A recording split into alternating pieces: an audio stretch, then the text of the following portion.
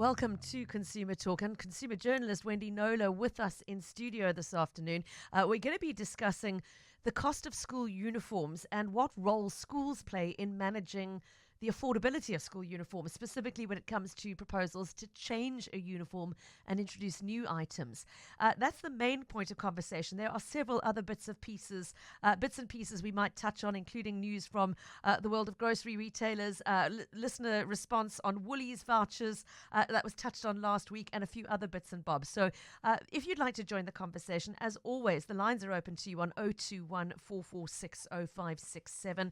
You can send a voice note to 072 567 1567. And I would today really particularly value any input from those of you who have been through the process of a change of school uniform, either yourself as a pupil or probably more significantly as a parent funding the cost of new school uniforms. What was your experience and how it was handled? What was the phase-in period like? How did your school manage availability of the new items? What did they get right and what did you feel aggrieved by?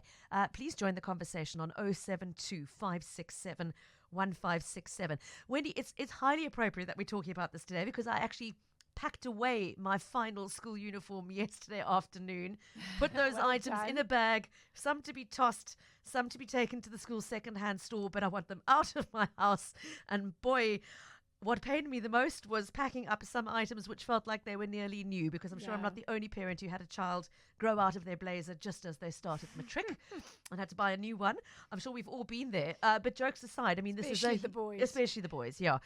This is a huge expense for parents to shoulder, and it's particularly difficult for parents who are on a limited income.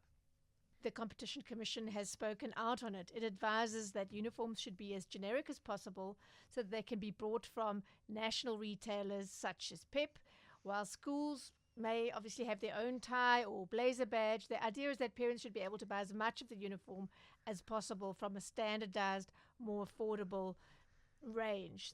And the guidelines also suggest that schools should preferably appoint more than one supplier in order to give parents more options. So it's not to say that you must be able to buy the entire uniform in a Pep or a Woolies, but as many items smaller, as possible. Cheaper things. And keep the customization to a limit.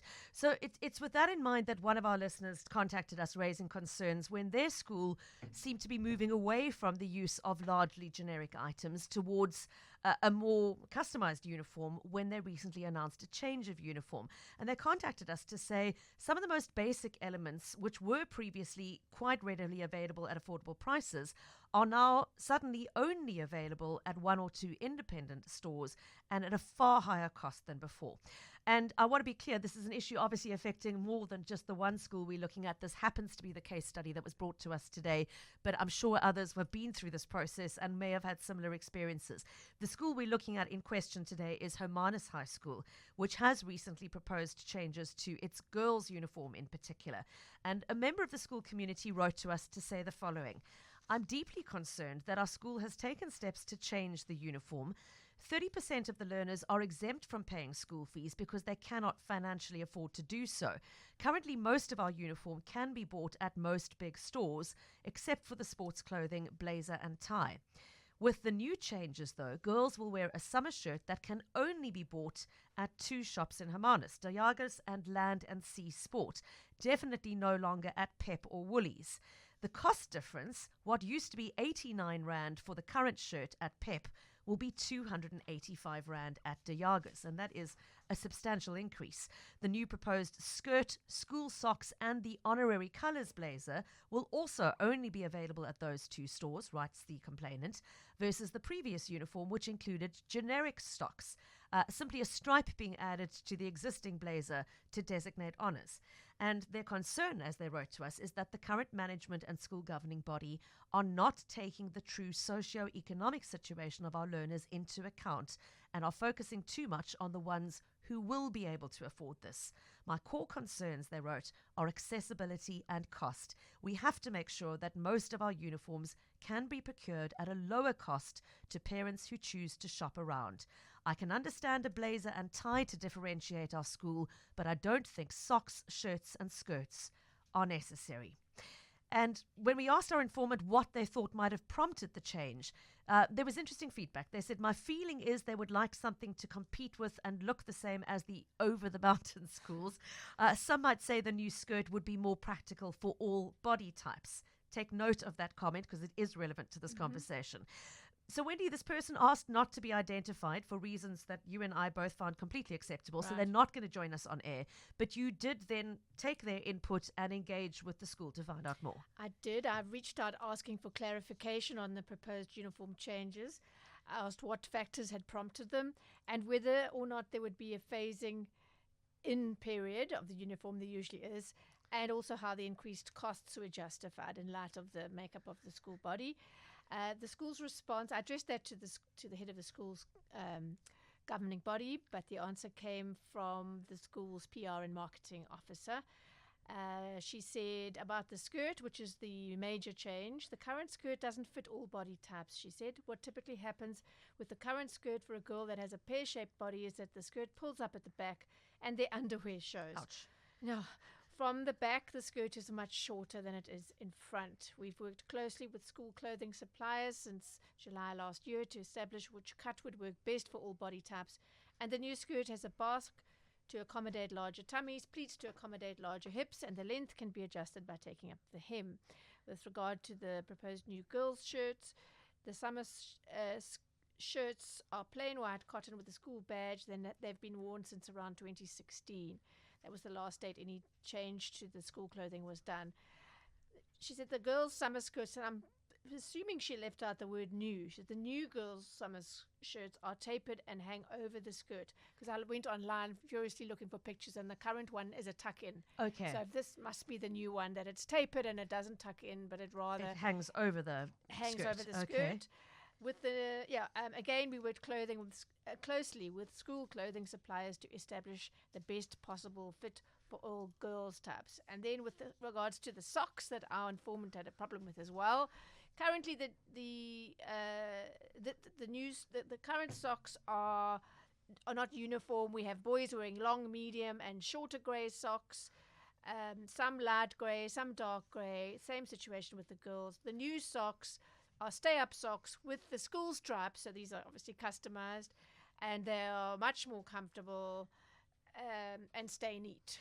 Okay, so as a somewhat fuller-figured girl, I take the point about fit being better suited to all body types. I think that is a positive thing for schools to be considering. But Wendy, the crucial thing here is the cost comparison. Okay. You've got a table laid out in front of you comparing From what the parents school. have paid for the previous uniform, what they would now have to pay. How does it look? So the shirt, and I'd asked our informant to check on this. He said you can get it currently from Pip for 89 Rand. The school says currently 215. But so there's a difference there. But Perhaps, I can't see, maybe they're going to another generic supplier that's charging. Maybe that's a Woollies price. I don't know. Perhaps it's buying a plain white shirt and then stitching on the school badge. I don't Because I know. think I they said think there was a badge on the pocket, didn't they? Plain white cotton shirts with the school badge. Perhaps that's So that including might the explain badge. some of the discrepancy. But But- from 89 Rand to, 285. okay, that's a very That's significant Diagas, increase. yes. Okay. The skirt, girls, medium, it's between 60 and 329 Rand. So that's the generic one, but it can be had for as little as 60 Rand. But that's from the school. The new one's 400 Rand. Okay. The socks, boys, currently between 25 and 50 Rand. Those are grey Generic school grey socks, socks you can get anywhere. The new ones will be 85 Rand. And you're obviously going to have more than one pair Yeah. with all of these things. The girls' socks between 25 and 40 Rand, they will be 75 Rand, the new ones. And the blazer, they say is just over 1,000 Rand, no change, but they haven't mentioned the honors one. And So our you'll now have informant said to- that they will obviously. It sounds like they didn't address that. Instead of just having the standard blazer, which you then have the cording white around, braid on it, yes. braiding. There's a specific one. They didn't answer to that, but I mean that's not going to affect obviously the whole school body. Okay, but for the generic items you've mentioned, we're talking here about a potential increase of sometimes 3 times the price from a generic sock to a school-specific sock, from a generic skirt to the new design skirt, etc. And there are two issues. So the one is a kind of a branding thing. The socks, Yep. socks work, but now they want to, have them all Standardized, uniform and have yeah. the school, have specific school socks that you're going to have to go to one of two suppliers to get, rather than them picking them up at wherever. And then the second issue they're saying is it's about fit. So I take the point on fit, and again, I think I it do is too. lovely that is now being considered. And you should ask perhaps why the generic ones haven't, and I did try to get an answer on that. We'll talk about it a bit Okay. later. Before we talk on about the rollout implementation of these changes, and a message in from Bruce already on the WhatsApp saying, I think these full-on formal uniforms need to be done away with completely. Very few people dress like that after school. It's expensive and uncomfortable. A simple golf shirt and chino-style pants is more than enough. I'm sure others would probably agree with you, Bruce, that there is no need for a tie and a blazer every day in the stifling South African heat, for example. Some might argue the sense of pride in the school, the sense of belonging to a school community that uniform symbolizes And is also, important. Why not smart shorts for girls? Exactly. Yeah, I think a lot of schools are moving in that Girls direction. don't generally want, if you see them out of school, they're very, very short, which wouldn't be appropriate for school. But I mean, I certainly would have been a lot more comfortable in a pair of shorts at school than I wore a white dress, which was very worst impractical. possible. With the yeah. petticoat. I spent a lot of time in detention because I didn't want to wear the petticoat. Well, I went through 9 different schools and did every possible variation, from no uniform at all to the very, very American, smart version. And I must say, I won't say enjoyed, because our uniforms were pretty awful at most of the schools I went to, but the uniformity of not having to make decisions about There what is to that, wear exactly. and be competing with other people's clothing budgets was a good thing. But the structure and the style of the uniform was I felt, inappropriate for the weather conditions in this country, certainly. So there are those arguments to be made. My children went to a co-ed primary school where they both wore the identical uniform, and I loved that. So same shorts, option of long chinos for girls and boys in winter, shorts in summer, the same I think that's uniform top, what everything. all schools should Yeah, be. But which there's was a a lot win. of pride and all of that involved in decades of these uniforms that you're So dealing it's always with. a thorny issue. Sure. Okay, but to come back to the nub of this complaint, Okay. so the question was around affordability and accessibility, and that is also partly to do with how does this get implemented. Wendy, is it being announced as the uniform changes and that's it, you must buy the new uniform for next year? Because that's No, not what happening I here. didn't think it would be, and Yeah. and the answer from the school was no. We estimate a 3-year phasing in period. At no time will any learner be expected to purchase the new clothing items. We are very mindful. Well, I mean, I guess it would have to happen at some point. And we are very mindful about the financial situation of all our learners, and also well aware that there are siblings who will be wearing uniform items passed down. We have a clothing bank, and our matrics donate their clothing at the end of the year. I think all schools do that. Very neat school clothing is available at the clothing bank for prices ranging from 20 Rand upwards. Less privileged learners are very often not charged for any of the clothing they need. Only once none of the current clothing is in circulation will there be a natural flow to the new uniforms. She didn't mention one of the main points I made, and that was that the new uniform will only be available from those 2 selected suppliers. I suppose 2 is better than 1, but it is fairly limiting. I ran that past our informant, who said the marketing manager is correct in saying that there is a summer shirt with the school badge on. The current shirt can be worn by both boys and girls, making it more accessible for families. I suppose if you're passing down the new shirt won't be able to be obviously passed down to the boys. Okay. The lack of information around the new uniform is also a concern. The introduction of new socks is also a concern. What the new uniform means is that there will not be any second-hand clothing available for 3 years for the learners who cannot afford it. So they will have to be wearing the old uniform. And he says, and we all know learners want to fit in and will feel the gentle peer pressure of wanting to be seen in the brand new shirt.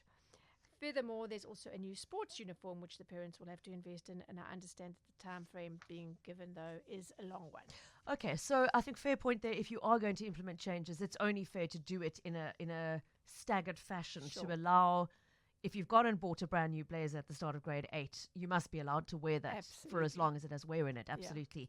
It would be unconscionable to do it any other way. So that's fine. Wendy, you also ran past that proposed difference and the fact that it's a quite substantial increase in cost plus a limited availability of suppliers. You ran that past the Competition Commission for their comment. What did they tell you? So they came back to me with the guidelines require schools to ensure that school uniforms are as generic as possible. such that it is obtainable from many suppliers. This is to enable parents to exercise their choice in terms of where they purchase the school uniform. Limiting the choice of parents to just 2 suppliers limits their rights as consumers to choice. Having only 2 suppliers raises the likelihood of uniform being excessively priced in the absence of competition, thereby harming consumers. The decision to change school uniform vests with the school governing body, but in consultation with parents and the schooling community.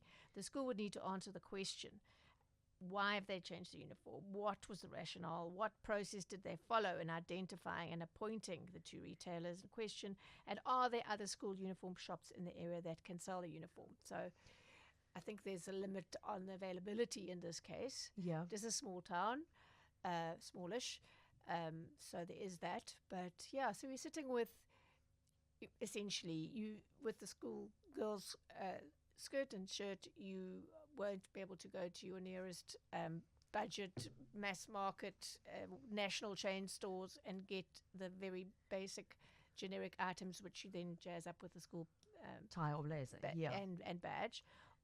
You will have to have a one designed specifically for that school, and it'll be available only at 2 stockets, and it will be more expensive. In terms of the issue of how it has been presented to the community and allow for parental input and discussion around these issues, Wendy, there's very specific reason why we wanted to do this conversation today, because one such discussion is actually happening this week. It's happening tomorrow evening at the school, and now having been a parent to 2 children, that AGMs aren't generally very well attended. You think, oh, same thing, the income statement and the wada.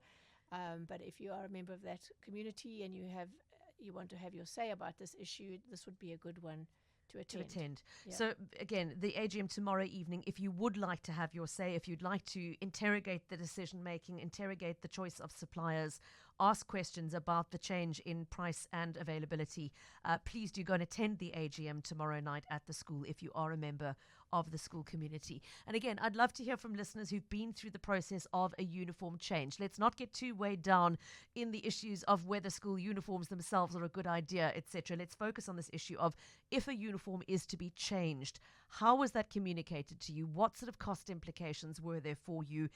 Did you feel that you as a parent were consulted and had a voice in that process? And how did your particular school handle it? We'd love to hear your experience. Send a voice note on 072-567-1567. Bruce already messaged saying he thinks a simplified, more casual uniform is appropriate. Rob disagrees. Rob's point is, if you don't like the uniform, don't go to the school. Some of us like looking smart and feeling like we belong. And then Anonymous saying, in the 60s, we kids mostly had second-hand school clothes. It was just the norm. When our own children went to former Model C schools, it was still the norm to buy blazers, etc., from the second-hand uniform shop run by the parents. Even the more expensive schools had those. I was gobsmacked some years ago when my domestic worker told me her son only wanted the grey pants from Edgar's. Well, at least she had the choice to buy them at Edgar's and was not locked into an expensive school-specific retailer. That's the Commission's, main point about, competition. There needs to be, to keep prices low, there needs to be, the uniform needs to be as generic as possible and available as widely as possible. Just before we move away from the school uniform issue, a couple more comments coming in here. One listener saying, regretfully, probably the majority of those attending the meeting will be the school's school governing body who will vote, leaving others out. Every parent should receive a vote slip with this on it prior to the meeting and decision making, is this person's comment. Uniforms ought to be affordable enough for you to purchase from a store of your choice.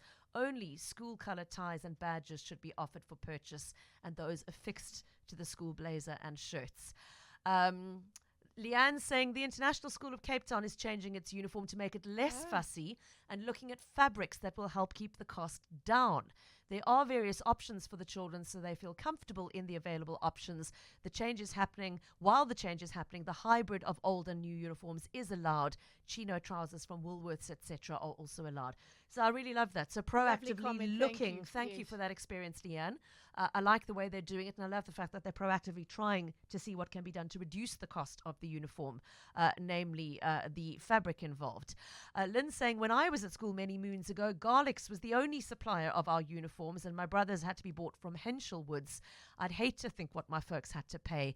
The basics of our kids' uniform we could get from the school, badges, we could get from Pep, and then badges and ties from the school. Yes. So it was very affordable. And that's the model that the Competition Commission Exactly. puts forward as best practice, Yes. that combination of the two. Yes.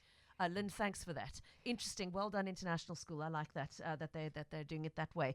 Wendy, you tried to engage with some of the retailers, although we didn't to be fair to them, we didn't give them too much lead time. We gave them about 24 Yeah. hours, so not great. But But it occurred to me when I was preparing for the show that, I think what Hermanus High School has done is actually, in essence, a good thing.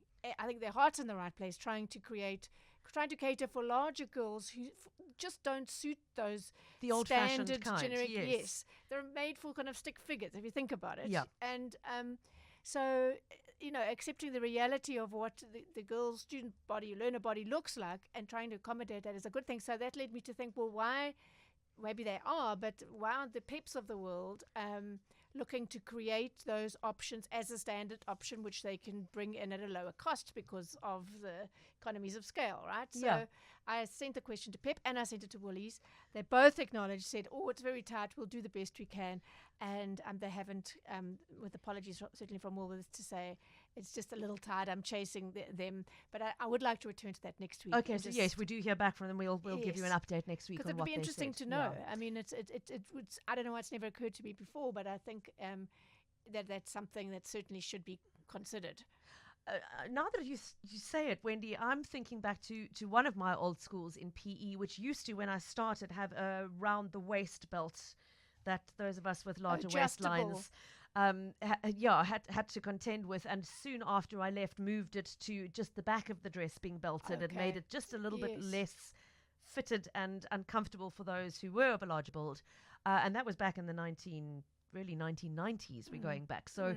Rather than a tightly fitted button-down wraparound waist belt, they had moved away from that to a slightly less sort of figure-hugging Yes, uniform, if I can put it that way, which I think was a So good you thing. don't want your learners So- to feel uncomfortable or feel that they, look odd in something that's imposed on them. They don't have any choice Yeah. over. So, okay, so please, I mean, again, this is not trying to hammer on an individual school. It's an important issue that's been raised, and I think important to remind listeners of what the Competition Commission Exactly. proposes. And please bear those proposals in mind if you do, and please do go and support that AGM tonight and have a say and raise the issue that there are two things to be considered. One is the affordability, the other is accessibility and competition to keep those prices low going forward. So please do keep that in mind. All right, so the conversation is going to move away from school uniforms and onto some other bits of consumer news, mainly involving food retailers. But we're happy to come back if anybody would like to share additional experience of a change in uniform and how your school handled that process and the pros and cons involved. Please keep those comments coming to 072-567-1567. I want to pick up on something I touched on right at the end of last week's show, and I want to start by saying the same thing I said there. I acknowledge that this must be the most middle-class complaint of the year. Please accept it as such. But it's now been raised by a couple of different listeners, as well as my own observations. So I thought it was worth a check-in. And we are talking about the loyalty reward vouchers for Woolworths credit card holders. If you have a Woolies card, the credit card, you will know that traditionally there's always been a couple of vouchers per month that you got as a sort of a thank you, Wendy, for having an account with them. And for the longest time, those were 2 free coffees per month and a free copy of Taste magazine.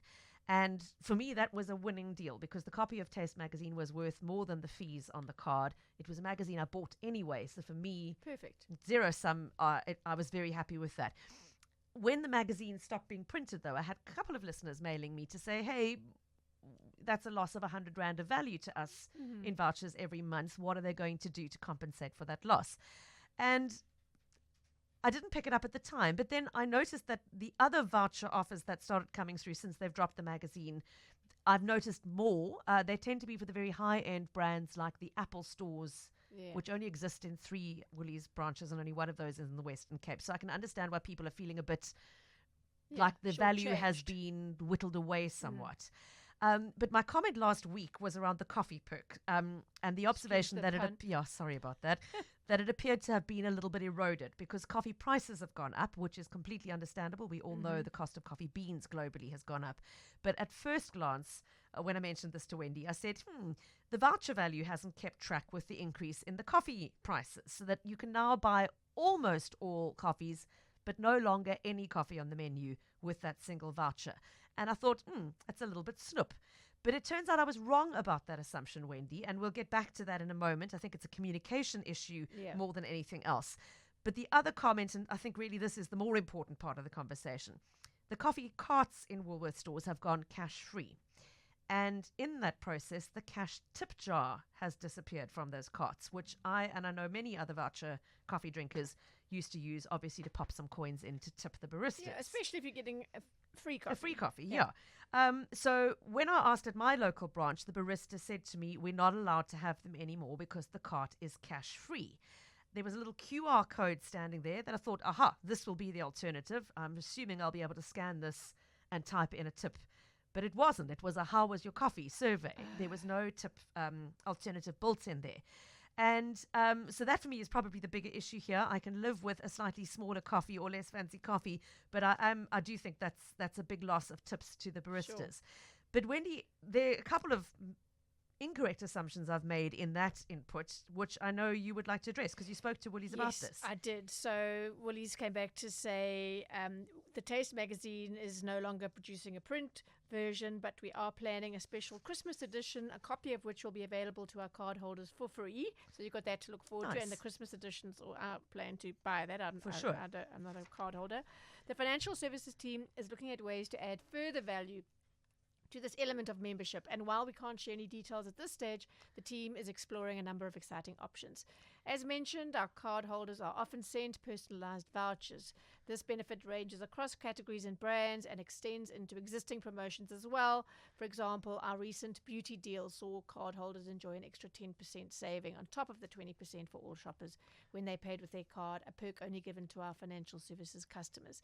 About the coffee, we have consistently increased the voucher to match rising prices, and the current 55 Rand voucher covers all of our hot drinks. The highest priced hot drink on the menu is 56 Rand, but once the W Rewards discount is applied, it is within the 55 Rand budget. Lastly, our coffee carts and hatches have been cashless for over a year, based on a number of factors, including their decline in cash transactions, and that is to say a very small percentage of our customers paid with cash. We discussed that issue at length, remember, when it happened. All our coffee carts should, however, have tip boxes for cash tips, and we've asked our team to ensure that these are accessible at all locations. Okay, so the communication issues, I was unaware that there was a discount being applied on that coffee price, so that's wonderful, and I think maybe they should add a third column on their pricing structure, perhaps, to indicate that. Disclosure is everything. Because I was unaware of that, but delighted to hear it. Thank you very much. I went back.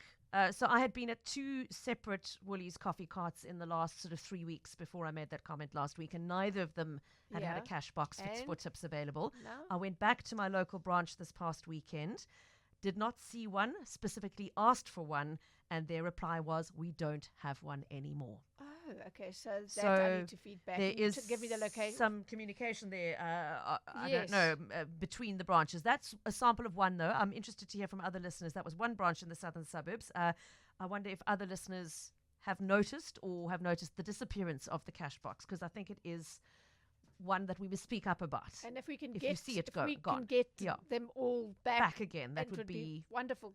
A nice accomplishment. Thing to do. Yes. Okay, so bear in mind, and I haven't.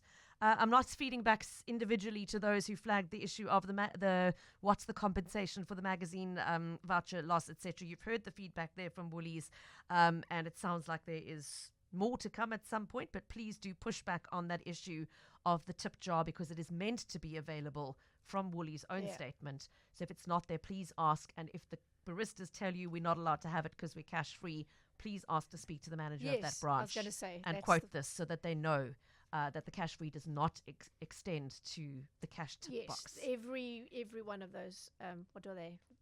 Barrows, what do you call them? the coffee carts, carts. I mean, some of them are now fully They must fledged all- cafes, yeah, but they yeah. all are meant to have The tip still box. a cash tip box. Thank you for that. Okay, now while we're talking grocery retailers, we've got 2 other things to talk about. When should we quickly dispense with the quick listener query about the Checkers 6060 app? Yes, indeed. So I think her name was Angie, got hold of me to say that the news, many of us would have downloaded the new 6060 app. I'd done one order on it. I wasn't paying much attention to the changes. The only thing that struck me that they've changed the word alternative to backup. Oh, You know, didn't notice what that. backup? Okay. Yeah, okay. So Angie said that that you couldn't manage your substitutions as well. She couldn't find any of her order history, which she'd found helpful. Her personal details weren't there. What else? Oh, and the ability to cancel orders once you've made them. And so I flagged this with Checkers or the ShopRite team, and they sent me a detailed PDF, very detailed, in showing exactly where you click, and all that information is still there for those that might have been battling with this, and they said they haven't had any other complaints.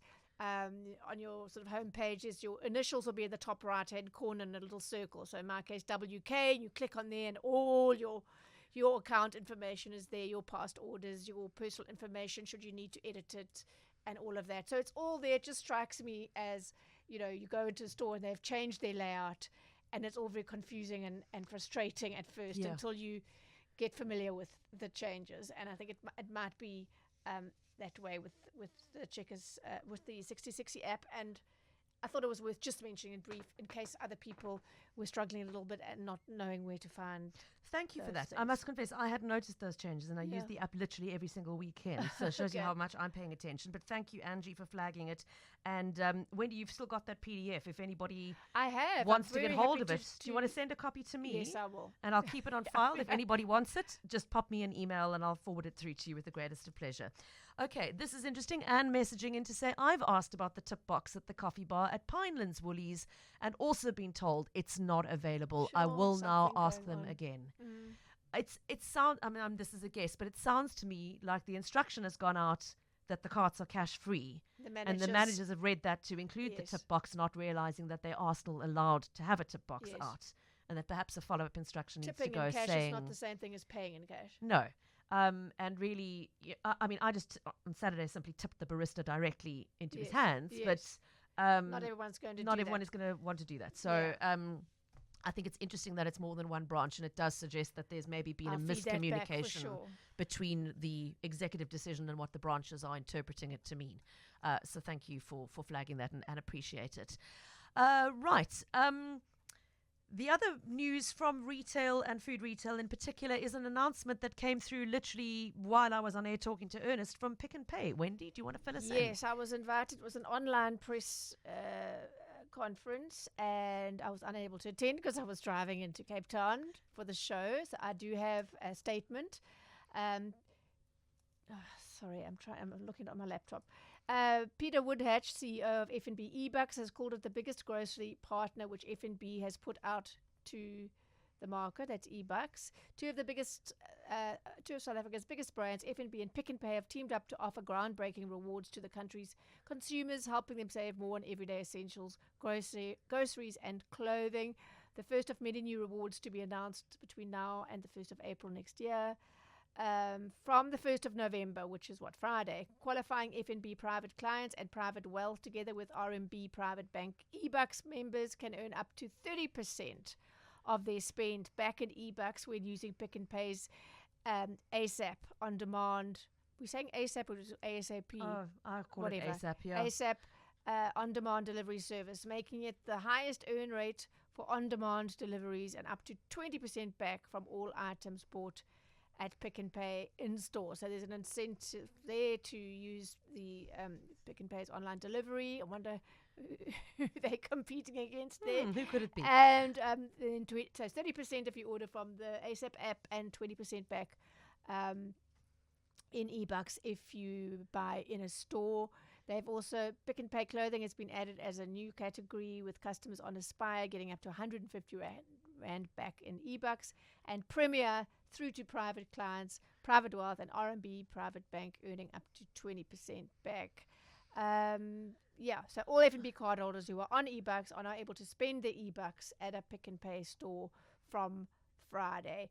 And they've mentioned that they soft launched this partnership with the introduction of the 99-cent bread offering, aiming at the entry-level FNB customers. They get at least one, for a month, basically, one a week. The store-made brown bread from Pick and Pay for only R1. 99 cents per loaf. Okay. Yeah, So that, I mean, that's that is I know significant. ShopRite has done a similar very low cost bread offering, I think, as well. They have their own yes, one their that's own been one for many years, for a long about time, 5 yeah. years, and that's a 5 rand. Yeah, 5 rand a loaf. So, yeah. I mean, that's a really fantastic offering for those who are really, They're really wanting strapped. FNB's wanting the people to swipe their card rather than pay in cash. Okay. That's the motivator So, there. okay, I wonder how listeners feel about that. I've got to be honest, Wendy. The 30% back on the app would be appealing, but it's not enough to make me want to use the app, and the 20% back is not enough to make me want to go back. And I say that as somebody who was a Pick and Pay shopper all of my life until about 5 years ago. They're obviously It trying will to not- reverse this. Yeah. Because Pick and Pay CEO Sean Summers is calling it, this strategic partnership, a game changer for both brands. An absolute belief and confidence in our brand. So it would be interesting to hear some feedback from people who Is that going to change you back? So the reason I say it's not going to lure me back is that the reason I left was my concern about store cleanliness. And have you been My back local since? branch, Do you know if it's changed? I don't, but my local branch was so bad and so unpleasant to shop in, and I did flag it I sent the customer services an email which was never responded to, which was the last store for me. And so the reason I would not ever use the app to shop from that store is I would have no trust in the quality and food safety of the items I was buying from them. That's my feeling. It would be very nice to get 30% of spend back, but I suspect I would be throwing away probably 25% of spend in the bin. Sorry, that's brutal, but that was my experience. Okay. I wonder if others might feel different. It's a very big benefit. 20% in store, maybe it would be enough to lure me back in to see whether anything has changed. And you could choose a store maybe where I could pick it myself, perhaps, but I would not run the risk of doing it through the app. Another listener suggestion to add to your feedback list for Woolies, please, Wendy. And this is an interesting one.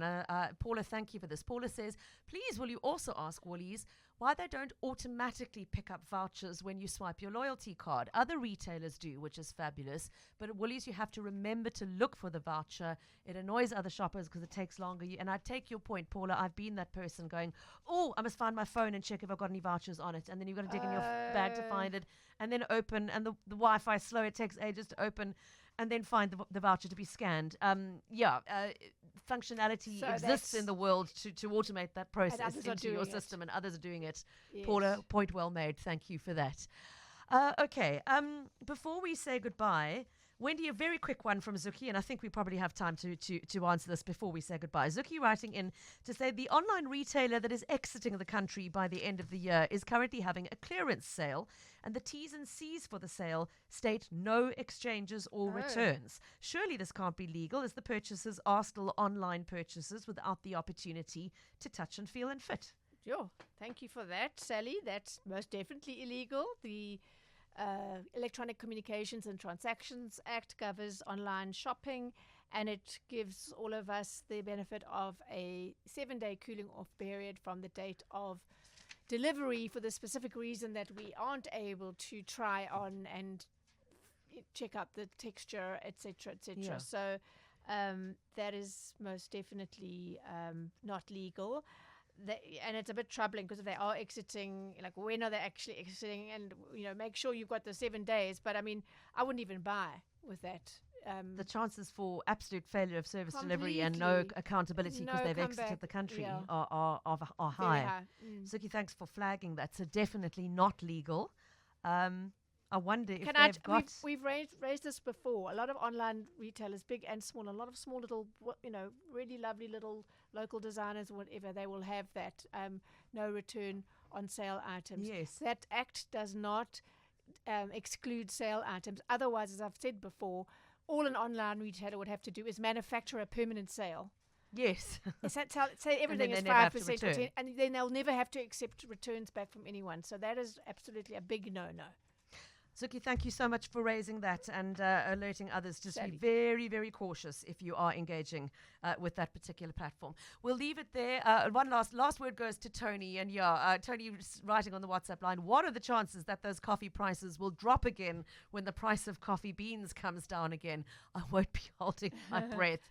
The Competition Commission has had lots to say on that subject too, around food prices not coming back down again as they should, Tony. So I think a point fairly made. Wendy, always great to have you with us, and we'll Thank chat you. again next week, Wednesday. Absolutely.